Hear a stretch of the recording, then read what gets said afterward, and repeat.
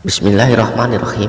Assalamualaikum warahmatullahi wabarakatuh. Sahabat, berikut ini adalah kisah tentang Ali bin Abu Thalib yang bergelar singa di padang pasir. Ali merupakan seorang yang gagah berani, yang selalu maju untuk memerangi kaum kafir yang selalu menentang ajaran agama Islam yang disampaikan oleh Rasulullah SAW. Perangainya yang selalu ceria membuat suasana di antara kaum muslimin sering diliputi oleh rasa kasih sayang. Selain cerdas dalam berpikir, Sayyidina Ali juga mempunyai segundung ilmu yang tersimpan di kepalanya. Sahabat, selain terkenal dengan keberaniannya, ternyata Ali bin Abu Thalib juga merupakan sosok yang sangat sederhana. Khulafaur Rasyidin, Ali bin Abu Thalib adalah khalifah keempat yang berusaha memegang teguh apa yang telah Rasulullah SAW ajarkan. Ada banyak pelajaran yang bisa kita ambil dari kisah hidup Ali bin Abu Thalib, mulai dari kelahirannya hingga maut datang menjemputnya. Nah sahabat, berikut ini adalah kisah selengkapnya. Ali bin Abu Thalib dilahirkan sekitar tanggal 13 Rajab 23 sebelum Hijriah atau pada tahun 599 Masehi di tanah Hejaz, tepatnya di kota Mekah, Jazirah Arab. Beliau lahir 10 tahun sebelum wahyu kenabian turun pada Nabi Muhammad SAW. Ibundanya bernama Fatimah binti Asad dan ayahnya bernama Abu Thalib. Ketika Sayyidina Ali lahir, ibundanya memberi nama Asad bin Abu Thalib. Nama Asad sendiri diambil dari nama kakek Sayyidina Ali yang juga bernama Asad. Asad sendiri yang berarti dalam bahasa Arab adalah singa. Filosofi dari keluarganya adalah agar Sayyidina Ali menjadi tokoh yang pemberani dan disegani seperti singa di kalangan kaum Quraisy. Harapan dari keluarganya itu terkabul ketika Sayyidina Ali telah dewasa. Beliau menjadi seorang yang sangat terhormat dan sangat disegani. Bahkan sampai saat ini namanya akan selalu dikenang dan disegani oleh banyak orang, khususnya umat muslim. Ketika Abu Thalib mengetahui bahwa anaknya mendapat nama Asad, beliau kemudian memanggil anaknya itu dengan sebutan Ali. Ali sendiri memiliki makna yang tinggi,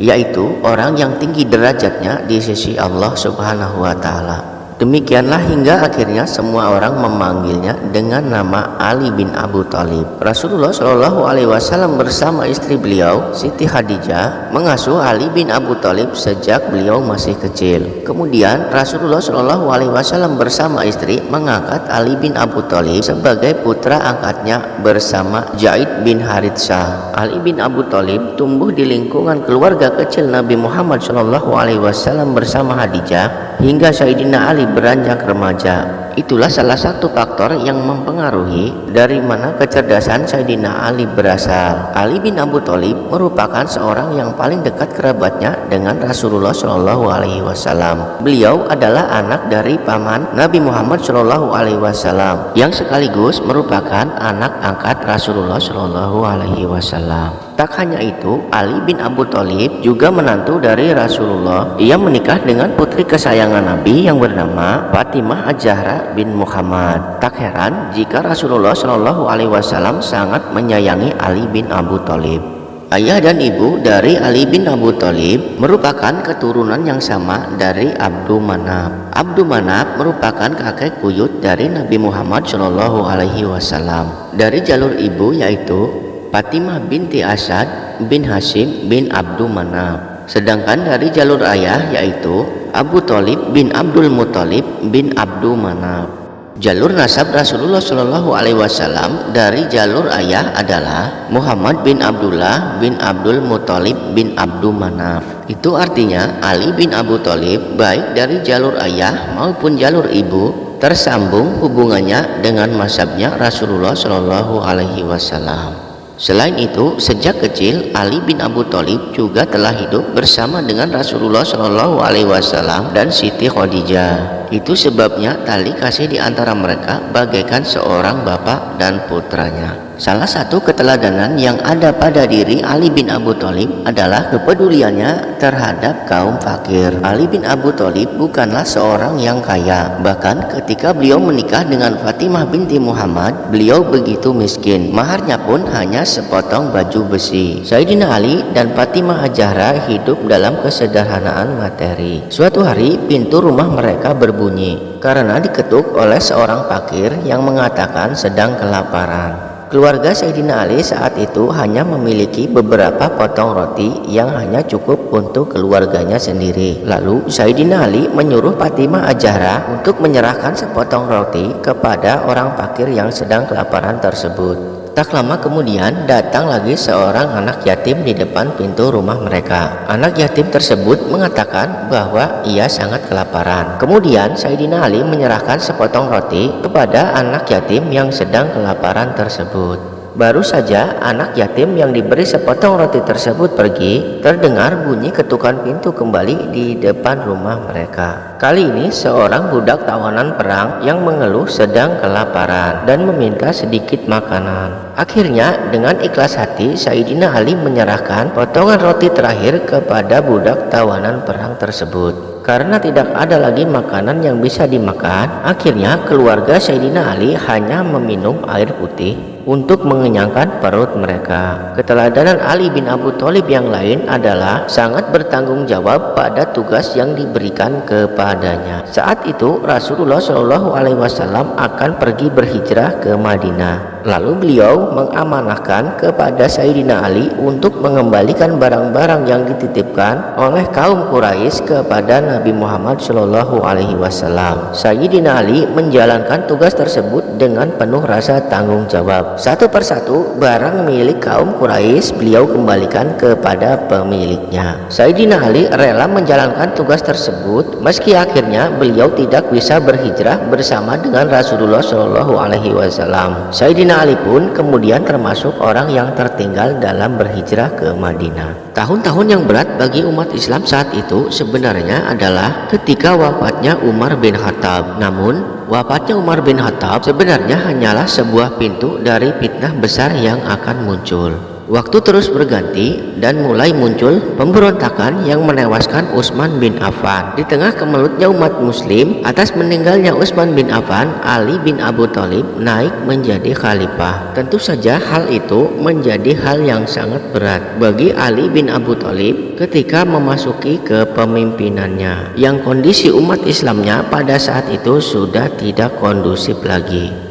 Bahkan saat itu umat Islam sudah terpecah belah hingga Sayyidina Ali harus memindahkan ibu kota kekuasaannya ke kota Kulfah di Irak. Kepemimpinan Ali bin Abu Thalib hanya berlangsung selama 5 tahun. Selama itu juga telah terjadi perang saudara yang merupakan buntut dari kekacauan sebelumnya. Bagaimanapun Ali bin Abu Thalib sebagai khalifah, beliau berusaha memimpin rakyatnya dengan meneladani kepemimpinan Rasulullah Shallallahu Alaihi Wasallam. Ali bin Abu Thalib tetap menyerukan seruan amal makruf nahi mungkar pada rakyatnya. Beliau adalah seorang pemimpin yang sangat sederhana yang dekat dengan rakyat kecil. Suatu saat ketika Ali bin Abu Thalib memasuki suatu pasar, pakaian yang dipakainya terlihat begitu sederhana dengan selendang yang tersampir di bahunya dan tidak ada seorang pun pengawal yang mengawalnya. Saat di dalam pasar, Ali bin Abu Thalib berpesan kepada para pedagang agar bertakwa kepada Allah Subhanahu wa taala dan jujur dalam bermuamalah. Nasihatnya kepada para pedagang itu adalah agar mereka adil dalam takaran serta timbangan untuk para pembelinya. Selain itu, Ali bin Abu Thalib juga tidak membeda-bedakan seseorang berdasarkan struktur sosialnya. Beliau menyatu bersama rakyatnya meskipun ia adalah seorang pemimpin. Ali bin Abu Thalib merupakan sosok pemimpin yang bisa menjadi teladan bagi semua pemimpin untuk saat ini. Sahabat, ketika Ali bin Abu Thalib menikah dengan Fatimah Az-Zahra binti Muhammad, Allah Subhanahu wa taala mengaruniai mereka dengan 3 orang putra dan 2 orang putri yang diberi nama Hasan, Husain, Zainab As-Sugra atau Ummu Kulsum, dan yang terakhir bernama Muhsin. Setelah Fatimah Az-Zahra wafat, Ali bin Abu Thalib kemudian menikah kembali dan dari pernikahannya setelah dengan Fatimah, Ali bin Abu Thalib mendapatkan 17 orang putra. Keturunan Sayyidina Ali kebanyakan adalah seorang mujahid. Beberapa orang diantaranya ada yang meninggal di medan pertempuran dan ada juga yang meninggal ketika masih kecil. Pada tanggal 19 Ramadan tahun 40 Hijriah menjadi tahun kematian bagi Ali bin Abu Thalib. Ketika itu Sayyidina Ali sedang melaksanakan sholat subuh di Masjid Agung Kulfah, kota Irak. Ketika itu sudah sampai pada gerakan sujud. Tiba-tiba saja terdengar bunyi teriakan seseorang, "Penghakiman hanya milik Allah, bukan milik engkau wahai Ali." Seseorang yang berteriak itu menerobos jamaah yang sedang bersujud. Ia menuju Ali bin Abu Thalib yang kala itu sedang menjadi imam. Lalu orang tersebut menghunuskan pedangnya yang telah dilumuri oleh racun dan menebaskan pedangnya ke arah kepala Ali bin Abu Thalib.